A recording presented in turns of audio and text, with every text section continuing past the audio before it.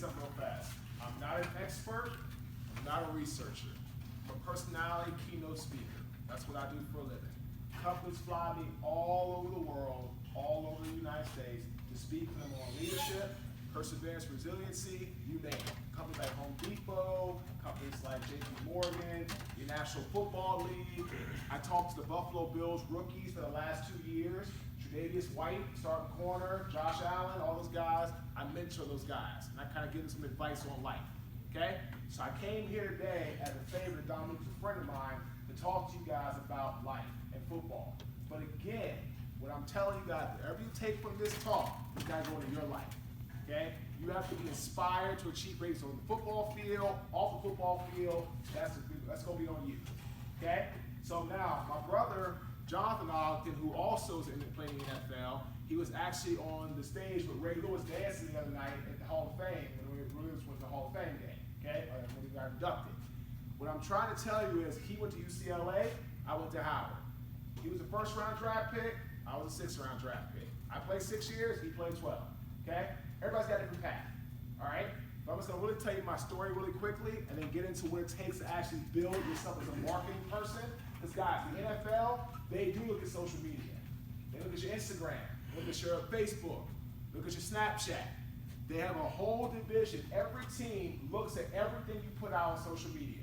So if you think your social media is not really clean and not being looked at, you're wrong, okay?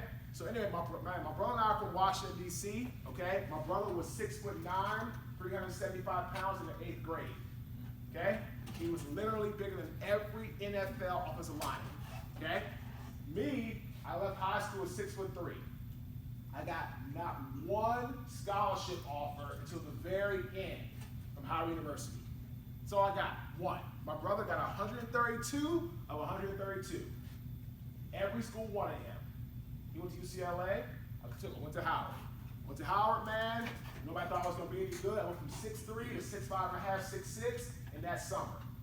I ended up starting as a redshirt freshman, as an offensive lineman, started 4 years. From there, man, got drafted in the NFL by Jack Del Rio, who just got let go by the Oakland Raiders, personal friend of mine. Played in the NFL, man, for 6 years. Let me tell you something a little bit about how I got to the NFL from Howard. Guys, when I got to Howard, my first semester, I almost flunked out. Okay? I literally had a 1.8 GPA my first semester. Because I BS'd around. Didn't go to class. I thought it was cool. I thought, you know what? I'm a football player. They'll take care of me. Dude, y'all know what it's like. Nobody cares you go to class here. The instructors don't care. They got so many people that are in the class, they have to focus on who's in the class. So if you actually want to learn something in school and actually have a chance to succeed after your life, after the gridiron, you got to go to class, man. You actually got to pay attention. You got to learn. Because guys, football, even if you make it to the NFL, even if you are Tom Brady, who's now going to be 41 years old, when you guys retire from the NFL, man, you have to have life after. It's about a 1.5 year average if you make it to the NFL to stay. 1.5 years. They designed it that way because you get past 3 years, they have to actually pay you for your insurance. You actually get your pension. And that is how you'll make money after the game. So it's like my brother is going to get a pension every single year when he turns 45. I'll get one, the same thing. But they are trying to basically make it where you can get pushed out if you don't perform. Okay?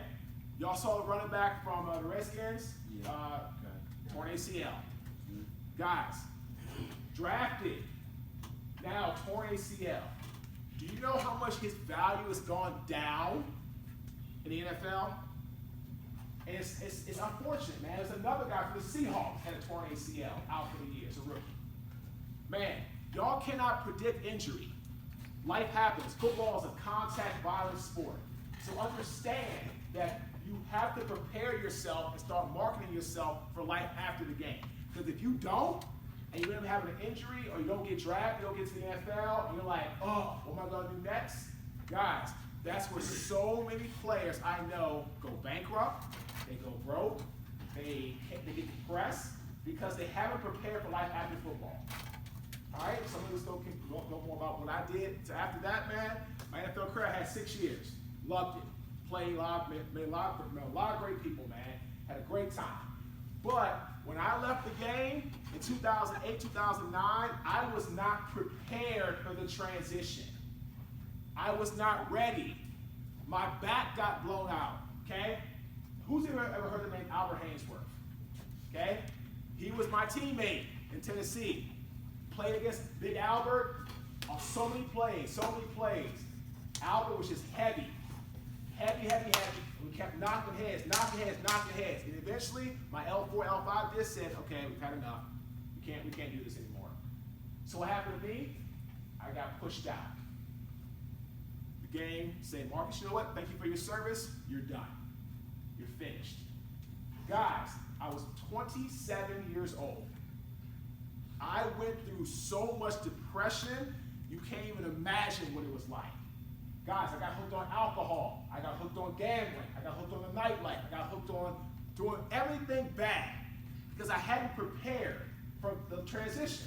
I hadn't thought about what the hell am I going to do when my life on the gridiron is over. So guys, if you don't learn anything else from me today, figure out what are you good at. What is something that you do well, people can pay you for beyond football? Is it art? Is it music? Is it keynote speaking? Is it education? I don't know what the answer is, but you have to figure it out now. Because guys, who here are seniors? Raise your hand.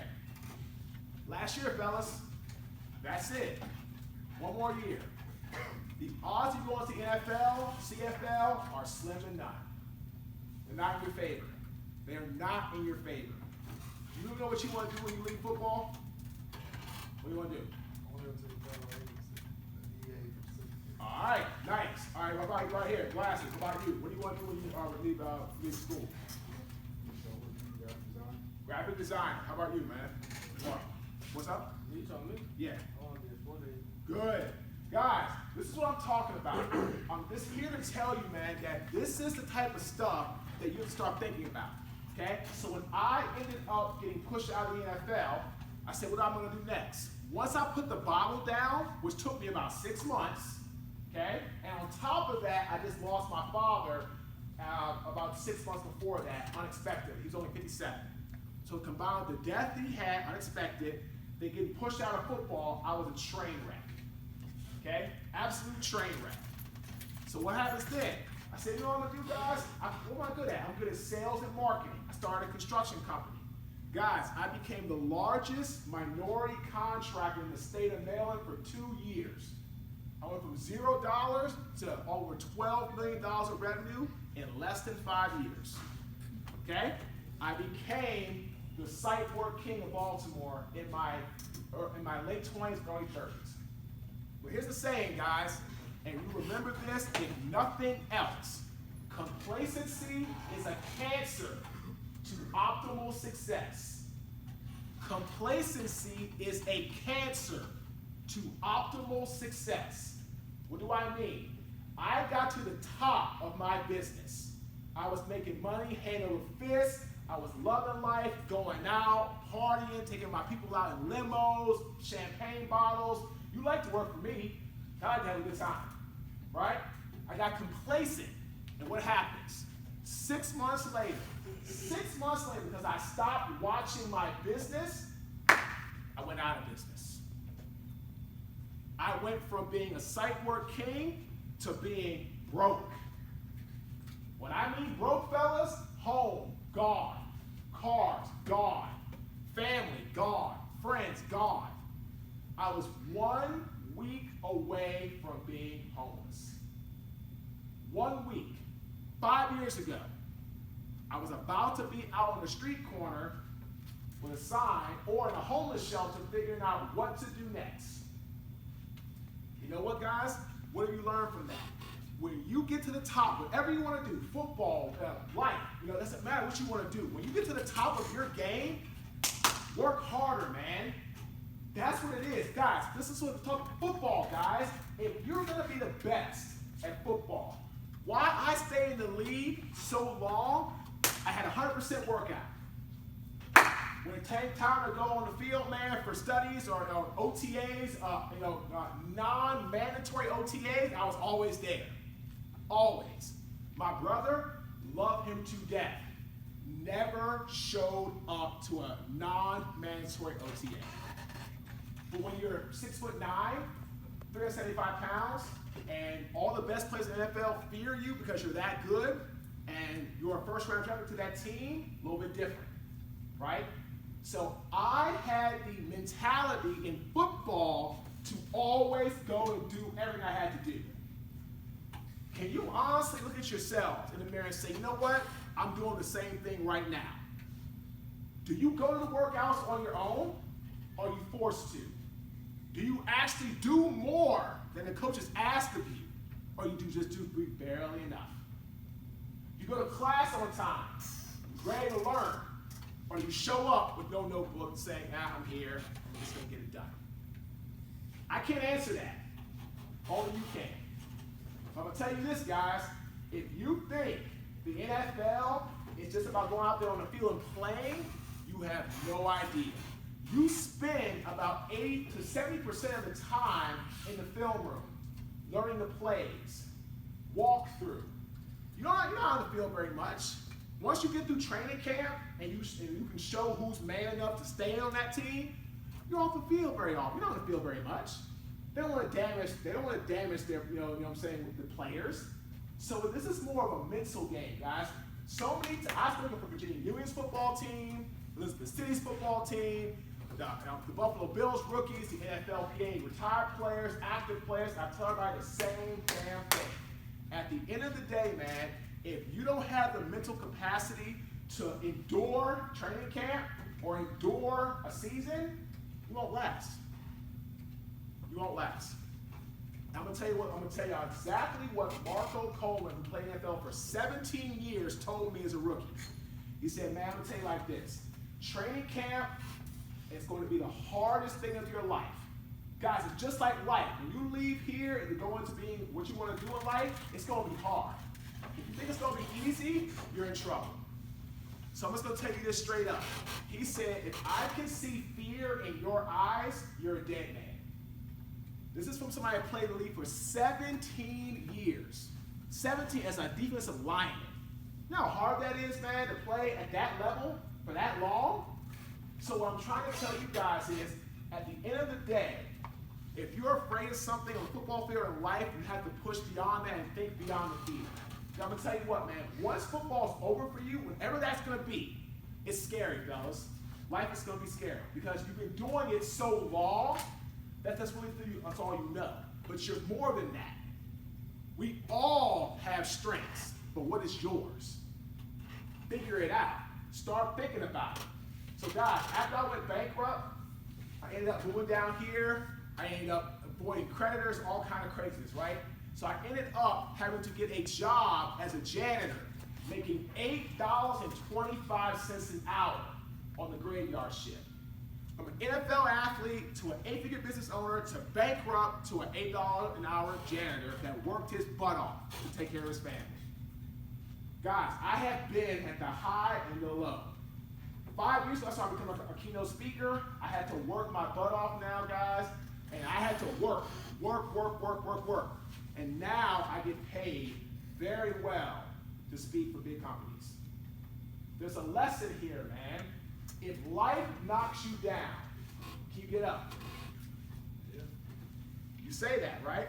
What's going to make you get up? What about you makes you feel if something happened to me bad, you can get up? Why? I believe in God, and I believe in myself, and I believe in my confidence is going to help me get back on. That is exactly what I wanted to hear. Guys, there's 3 keys to succeed in marketing and sales. Number 1, belief in yourself. If you don't believe in yourself, why would somebody else? Huh? Why? Believe in yourself. Okay? Number 2, man, at the end of the day, man, you have to be able to deliver on your product. If you feel that you belong on the football field as a starter, you have to show it. If you feel you belong in the NFL, you have to show it. I'm not a scout. I don't know who in this room can play the NFL. I don't know that. That's not what I do. I've seen guys in the NFL, and I've watched what they do, and there's some horses in the league, but I don't know what you all can do to get there. I'm here to tell you, if you want to get there, you have to show it. That's on you. And the third thing, man, to succeed in sales and marketing is build trust with you and your potential client. Your coaching staff, your players, your teammates. Guys, that is all marketing and sales is really about. It's building trust between you and your potential client. You and a potential scout in the NFL. One of my best friends is in scouting for the Buffalo Bills. If I saw a player here that I thought had the talent, when I call him, yo, Gerald, or I call him Smoke Dog. Smoke. I got a guy saying, Augustine, you can call Smoke Dog too? Yeah, my boy Black and you know. My boy is, he's midnight, dog. He was Alabama, and he now was Brazil. He's in scouting. If I called him and said, hey, Gerald, there's a really good football player in Augustine, come check out. Think he's gonna come down and take a look? Yeah. Exactly. You know why? Because he trusts me. Guys, that is what marketing, branding, sales, life's all about. People are gonna trust you if you do three things. If you can actually competently do your job. Number two, if you do it reliable and get it done in time for you to get it done. And third thing, do you have your best interests at heart? That's what it's all about. So again, man, marketing and branding is all about just building trust between you and your clients. All right? Does anybody have any questions, man, about NFL lifestyle, what it was like, what does it take to get there? I'm going to talk. I'm not a big talk. When I come to talk to teams, man, I really want to hear from you guys. Like, what are you guys having problems with now? Like, what are some struggles you're having trying to get to that next level? Because I went to a black college, man. I understand sometimes the resources aren't there. Oh yeah, dude, trust me. I get it, man. I heard y'all weight room flooded. But here's the thing, guys. At the end of the day, man, you have to find ways to get around things going on. Because, man, when I was at Howard, man, we didn't have, our football field was in horrible shape till my last year. It was like natural grass, man. And it was really hard to play on because things got damaged.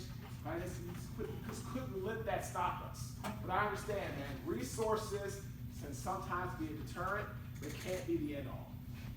Because at the end of the day, man, if you can, this is what the NFL thinks, man. If you all can ball out here with the resources that you just have, if you go where they are, you can go do great things. That's how they think. But to show them, you have to actually play like that every single play. That's what it is, man. Do y'all have any questions on anything, man, about the league? Coach Dom, you got any questions on anything as far as like how it works, stuff like that? Question I have is like, how did you persevere from going from I'm completely washed out to, hey, I need to get this drive about myself for my family to, this is going to carry me on to where I am now? Man, here's the thing, guys. In life, just like on the football field, man, you're going to lose battles. But the thing is, when you lose a battle, do you actually dig deeper to find a way to get it done? And for me, I became a statistic. I became a bankrupt NFL football player. But I didn't want to stay a statistic. Because I know a lot of guys, man, that I know personally that became a statistic that literally stayed that way. Guys, I know guys that played the NFL, man, for like 7-8 years. They're now living in a storage unit. Now living in a motel with their dogs, trying to just make ends meet. I know one guy, man, I'm gonna tell you a story. I know one guy, man, played for the Cowboys. Phenomenal football player. He broke Emmitt Smith's single season rushing record. Right? Broke his rushing record for single season. You know what his problem was though, man? Every time he come to camp, he come a little overweight, a little more. He had a really bad spending habit. So after 3 years in Dallas, he kept coming overweight, they cut him. He goes to Arizona, had one good year, loved him. It was year 4, came back year 5, 20, 30 pounds overweight. They cut him. He got the blackball reputation of coming to camp overweight and always being negative asking teams to help support him financially because he spent all his money. So what happens, guys? He had no plan for his life. None. So what's he start doing? Becomes a kingpin. Starts selling drugs. Guys, he ran one of the biggest sting operations in Florida. Guys, and you know what happened? He got caught. Spent 5 to 7 years in federal prison. Here's a guy who broke Emmitt Smith's single-season rushing record. 7 years later, off to jail, federal prison. Because he had no plan of what to do with his life when he finished playing football. Guys, this is real life. This is not some made-up story. This is a friend of mine. And I see this stuff all the time. Players end up getting depressed. Players end up almost going to commit suicide because they have no plan of what to do. So you just have to break the cycle. When you leave the game, know what to do. Start marketing yourself now, brand yourself now, go to class, prepare yourself. Because God's going to tell you what, at some point, you're going to be the next athlete. Just the way it is. Just the way it is. So does that answer your question? Yes, sir, Coach.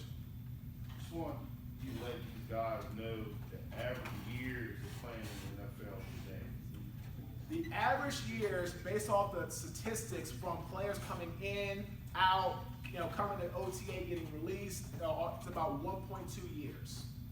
About 1.2 years. And guys, when that happens to you, when you become that you can't play the game anymore and get paid for it at a high level, that's why so many guys struggle with depression. Because they feel, who ever heard of Steve Smith, wide receiver for the Carolina Panthers? He came out publicly and said he battled depression for so many years because he got used to being a great football player, great wife, 4 beautiful kids, great family, everybody loved him, superstar. But because he had got his whole identity wrapped up in football, when it was over, he didn't know what to do. He had no plan. Guys, I was the same way. I almost killed myself drinking because I had no plan. I'm an HBCU football player. Got to the NFL. I was sitting in you guys' chair a couple years, 10, 15 years ago. I'm here to tell you, man, you can make what you want to make out of life, but if you think life owes you something, that's when you already lose. You lost. Guys, the number one thing that high-performing achievers have to be successful is consistency. Practice, class, weight room, that's all it's all about, man. Can you consistently do what you need to do to get to your end result? But by the way, if you have an end result, or I call a finish line, you're screwed. You should never have a finish line in life. If you make one goal, make another one. You make that, make another one. That's what got me screwed up, guys. I got to the top of my game as a construction person, simply I'm out of the door, broke. Because I had a finish line, I got to it, and I got complacent. You should never have a finish line in life. Because if you do, you will never push for greatness to get to the next level. Plain and simple. Yes, sir. How was the tempo in practice? Guys, I got screwed over the tempo in practice, guys, it's like, you're right here, you're probably about 70 miles an hour. NFL, you're probably about 150. Guys, my first practice in the NFL, I gave up 4 sacks in the first practice. You know why? The guy I was going against, I was a rookie. He said, "Hey, Rook, slow down, man. Slow down. Don't go fast. We're just walking through this." Like, all right, I'm young. He's like, "This guy's trying to help me out, right?" Guys, he burnt my ass 2 straight plays. I said, "Screw this, dog." But by the time I had gotten in my mind to actually make plays, I was already lost. Because I was so angry that I got beat for 2 sacks, I could not let it go. Guys, if you make a mistake, own it, fix it, move on. If you don't let it go, it becomes toxic and infests in your mind and your body. When that happens, you're screwed. So the practice tempo, the size of the players is absolutely unbelievable. Y'all think guys are big on TV? See them up close. Guys, Von Miller don't look that big on TV. Von Miller's probably about 6'4", jacked. Okay? Look at the guys like the left tackle, Joe Thomas, who just retired. Man, Joe Thomas, monster. You know, all these guys. I met Calvin Johnson. Calvin Johnson's like my height, 250, not an ounce of fat on him. You know what I'm saying? These are grown guys. This is a grown man sport. Understand that. Grown men that are fighting for their livelihood to take care of their families. Training camp is really hard because you're teammates, but you're all working for those jobs. So it's really hard, man. It's really hard. But again, if you think that it's the if you think it's going to be handed to you, man, another thing coming. Yes. How did you keep the mental strength to get through mini camp and training camp? I was very fortunate. I had some O-line veterans who were very helpful to help me push through. One guy played in Michigan, one guy played in Florida, and we had a good group of guys. But I had a lot of guys, man, that were rookies with me that hated where they were because the veterans weren't talking to them, they weren't helping them, and they felt they were alone. So mental toughness is very important because in the NFL, man, you're going to get beat. But if you get beat once, can you learn and not make the same mistake twice? That's what happens, man. If you get beat in the NFL as a rookie, they expect that. The ones that become great can get it out of their mind and can come back the next time and start winning more than you're losing. That's what it is, man. That's what it is. I saw another hand over here. Somebody have another question? All right. Oh, yeah. What's up, man? How big was you when you was in the league? I'm 6'5".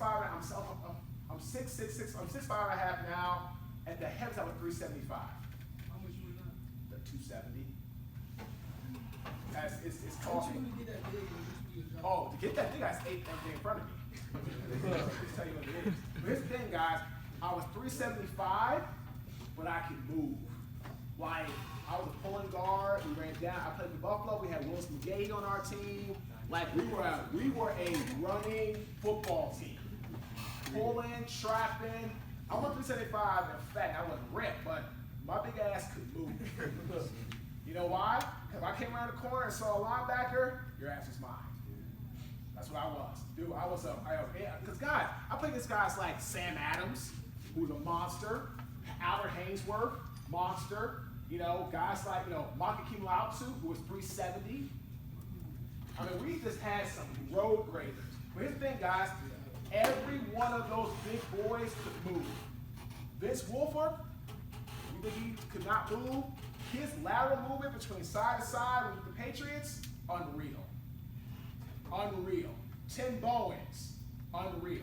I mean, everybody is a high-performing athlete, even if they don't look like it. So again, man, I was 375. I could move, but I also just did my job. Did my job.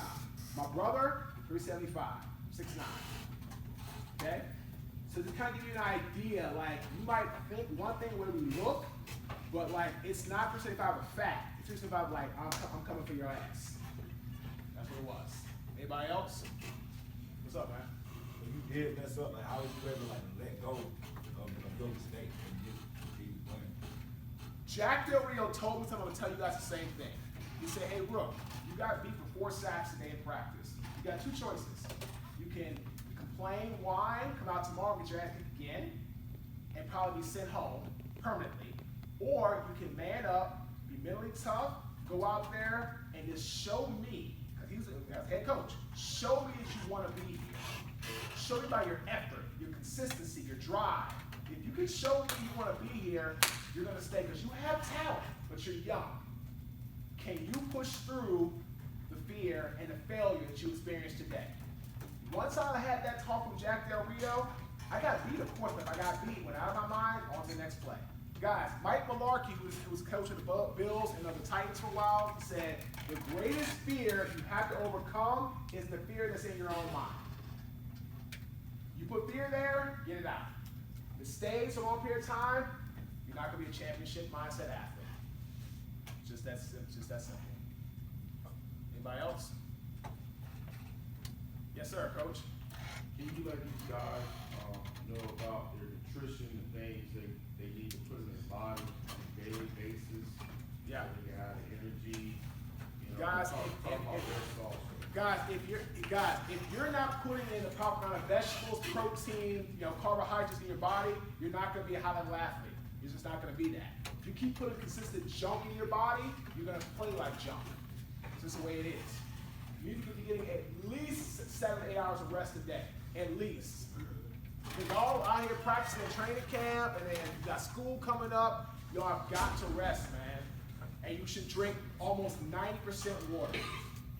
If you want to actually have your body pure, guys, water is the best diuretic naturally. It moves things out of your body as you drink it. So the more you drink water, the more you're going to have less fat. It's not going to stick to your body. The more you drink soda, beer, liquor, it's going to stay in your body. Yeah, liquor, especially dark. You gonna drink liquor? Y'all, everybody, if you're over the age, if you over the age of 21 and legally can drink, if you drink something, you should drink light. But do not put anything in your body that's dark, because all it does, it makes you heavy, slow, and sluggish. But 90% of what you drink should be water. You're all adults here. You're over 21, you're legal, and you're legal.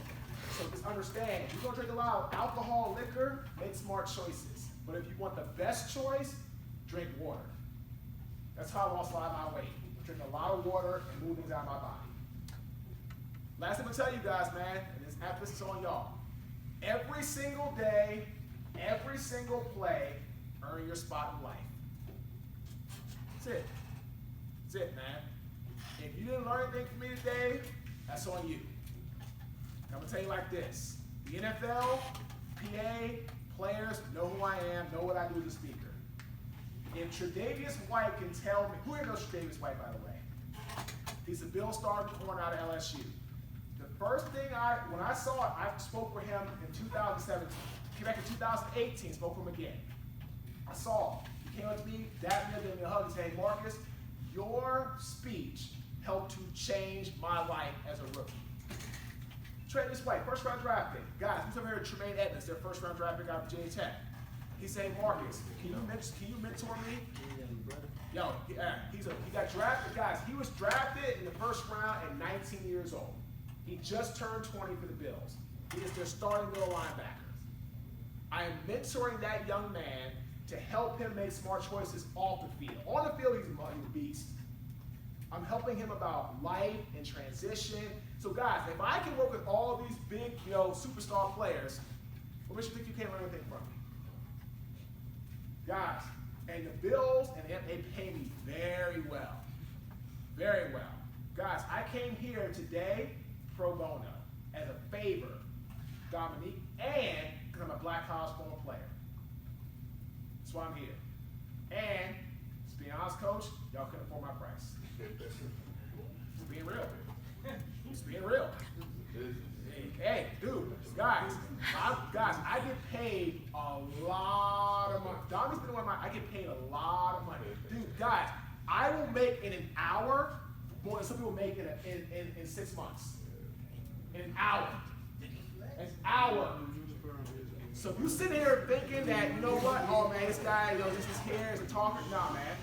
I'm here because I care about all athletes, but I especially care about HBCU players because I was one. And I know how hard it is to get where you want to go because you don't have things you think you should have. But if I can get there, why can't you? That's it. It's really straight up, man. And I really want to see y'all do well. Football, of course. But I want to see y'all do well in the game of life. That's what I want. What's up, man? Dude, I know you said you make more than people in 6 months in an hour, right? When you went to HBCU, right? I was saying, like, you feel me? Like, if you can, or if you can, like give a donation. Oh, I can donate to Howard. Okay. To Howard? I went to school, huh?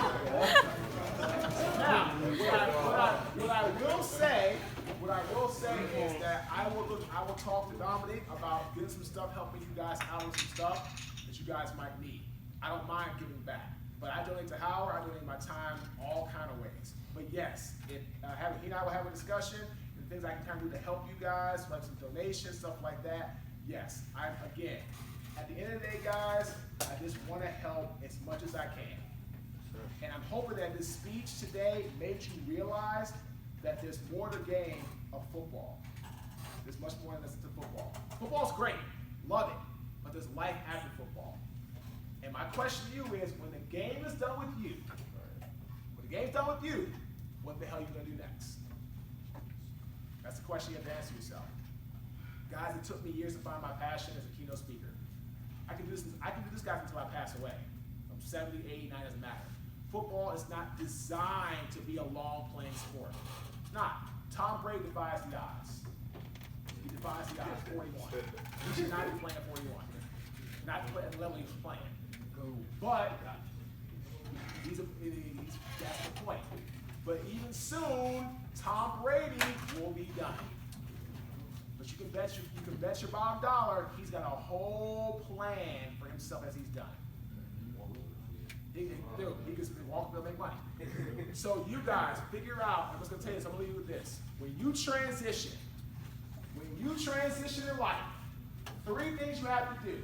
Number 1, identify your inner circle. Who can help you get to where you want to go? 2, set a clear vision. Guys, people say all the time, dream big. I don't believe in dreams. Just being real. Dream is what you do when you're asleep. Okay? So you should have a vision of a plan. Dreamers are people that are sleeping, that want things to happen. And the haters are people that are dreamers that are stuck in a nightmare because it keeps happening over and over again. So set a vision for your life. Get it done. And the 3rd thing, guys, take immediate action. If you want to be in the NFL, go take action towards it. If you want to be a speaker, take action towards it. So again, identify your circle, set a clear vision, and take immediate action when you transition in life. All right, guys. Good luck, man.